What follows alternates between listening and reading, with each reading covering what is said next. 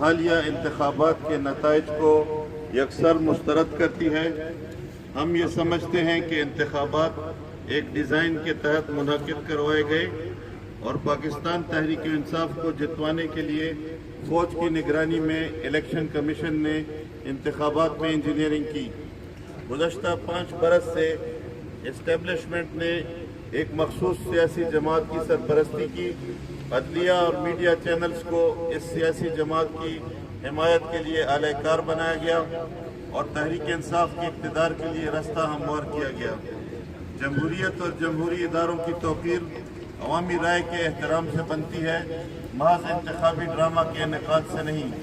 حالیہ انتخابات کے نتائج زمینی حقائق سے مطابقت نہیں رکھتے۔ سیکیورٹی اداروں کی سیاسی معاملات میں واضح جانبداری سے عوام کا اداروں پر اعتماد اٹھتا جا رہا ہے۔ ضلع نوشہرہ میں 25 جولائی کو وسیع پیمانے پر پولنگ سٹیشنز پر بے قاعدگیاں اور قواعد و ضوابط کی خلاف ورزی سامنے آئی۔ پولنگ ایجنٹس کو ہراساں کیا گیا، فارم 45 مہیا نہیں کیے گئے، سیکیورٹی اداروں نے امتیازی سلوک کیا اور پولنگ کی شرح کو مصنوعی طور سے بڑھا چڑھا کر پیش کیا گیا۔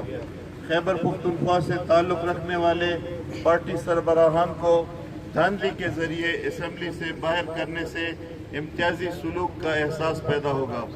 ہم آئندہ لائحہ عمل مرتب کرنے کے لیے جلد آل پارٹیز کانفرنس کا انعقاد کریں گے اور جماعتوں کی قیادت کی جانب سے ہدایات کا انحصار کریں گے۔ بدی کے یو جملہ اضافہ ہوا کہ 30 جولائی کو شوبرا چوک میں تمام جماعتوں کی طرف سے بھرپور احتجاجی مظاہرہ ہوگا۔ 30 جولائی کو صبح 9 بجے شوبرا چوک میں۔